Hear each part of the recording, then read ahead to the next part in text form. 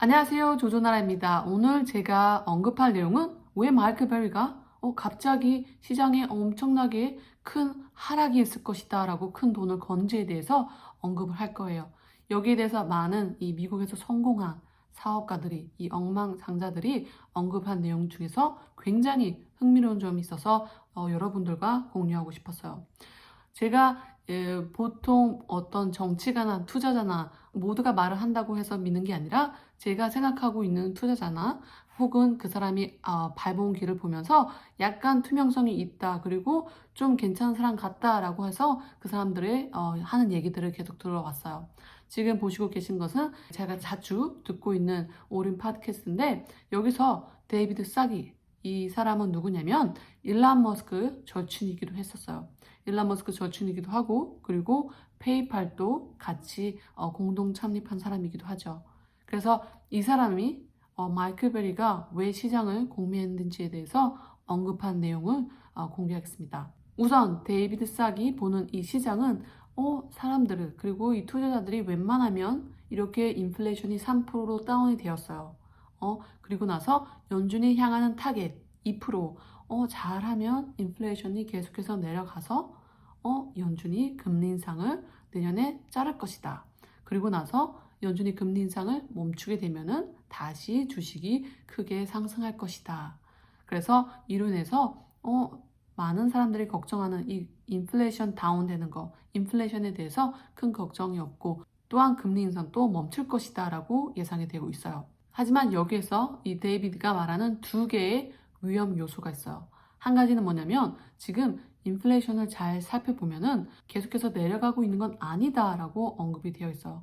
제가 며칠 전 영상에서도 언급했듯이 작년에 비해서는 엄청나게 내려간 걸 볼 수 있어요. 하지만 이번 5월달, 6월달, 7월달을 살펴보면은 조금씩 다시 올라가고 있다라는 걸 저희가 알 수 있죠. 이뿐만 아니라 이 캐나다, 제가 있는 이 캐나다도 인플레이션이 더 크게 올라갔고요. 저번 주에 나온 CPR 결과에 따르면.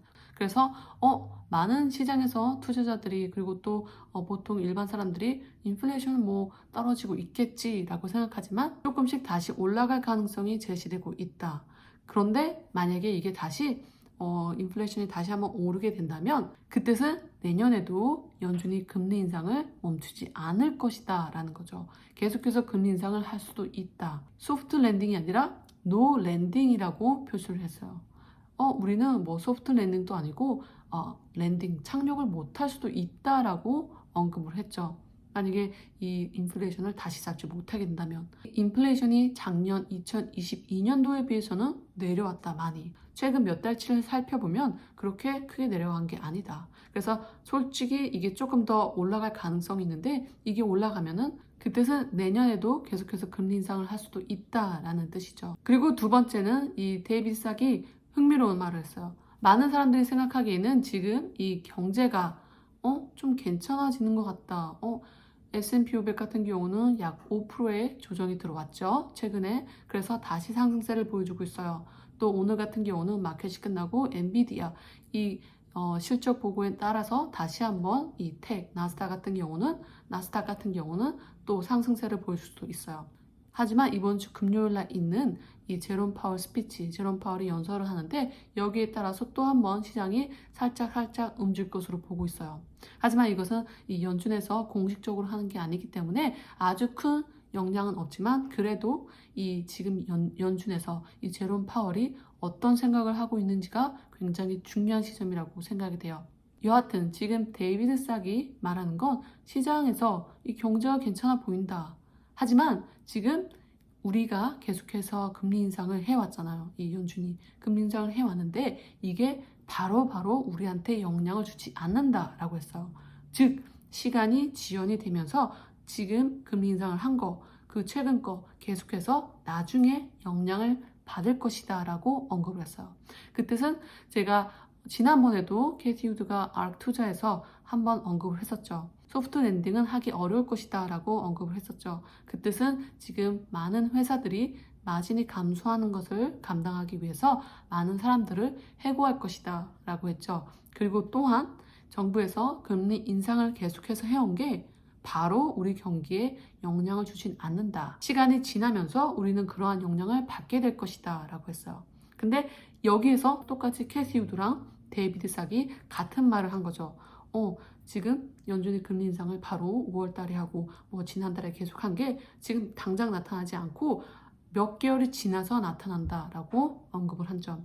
이 점에서 지금 올해 말 혹은 내년 계속해서 경기 침체 아니면 그 깊이는 금리 인상에 따라 또 달려있지만 그렇게 경기가 안 좋아질 수 있다라고 언급한 거죠. 그래서 이러한 부분 때문에 마이클 베리가 이 시장이 폭락을 할 것이다 라고 이렇게 내기를 한 거죠. 그래서 데이비드 싹이 바라보는 시장은 지금 괜찮아 보이지만 지금 중요한 것은 인플레이션을 우리가 잘 살펴봐야 되고 그리고 지금 연준이 계속해서 금리 인상을 해온 거 그게 지금 당장이 아니라 조금 있으면 또 몇 개월 지나면 영향을 받게 될 것이다. 그리고 또 중요한 건 부동산을 언급을 했죠. 부동산 같은 경우는 미국 모기지가 지금 20년 최고 높은 수준을 보여주고 있어요. 7.9% 아시죠? 제가 아는 이 미국 친구들도 있는데 집을 정말 사고 싶은데 이 금리가 너무 비싸서 집을 살 수가 없어요. 그래서 집을 임대를 하고 살고 있는데 임대비도 만만치 않게 계속 굉장히 올라가고 있다.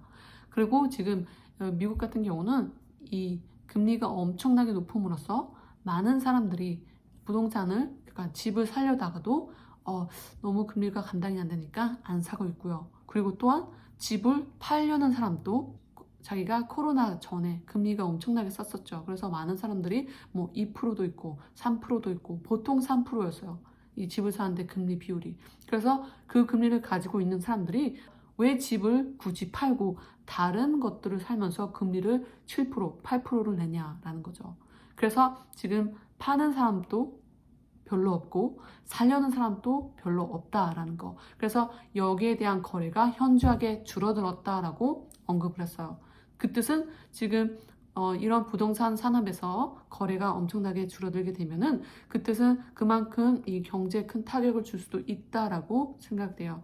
거래가 줄어드니까 경기 시장이 더 쿨다운이 되는 거죠. 이 사람들이 큰 지출을 꺼려하게 된다라는 거죠. 그래서 제가 지금 말한다고 해서 이제 시장이 크게 폭락이 올 것이다. 뭐 올해 말이나 내년에 크게 올 것이다 라고 100% 말하는 게 아니에요. 왜냐하면 그 누구도 시장을 100%는 알 수는 없으니까. 다만 지금 경기 지표에 따르면 이런 시나리오가 있다라는 거죠. 그래서 이런 것도 이 데이비드 싹이 언급을 하면서 저도 약간 더 단지 캐시 우드가 말한 게 아니라 이런 이 성공한 사업가들도 이런 말들을 하고 있구나라는 거. 금리 인상을 한 게 당장 영향을 미치지 않고 시간이 지나서 영향이 올 것이다 라고 한 거. 그리고 또한 5월달 정도로 알고 있는데요. 이 일론 머스크가 자기 트위터에 대해서 이렇게 언급을 했죠. 금리 인상을 또 여러 차례 하게 되면은 경기는 굉장히 안 좋아질 것이다. 그리고 내가 지금 한 말을 명심해라 라고 엄청나게 자신감 있게 말을 했어요. 만약에 일론 머스크가 한 말이 맞다면 지금 금리 인상을 한 번 더 하게 되면은 여기에 따르는 이 부동산에서 더 큰 부담감을 갖게 될 것이고요.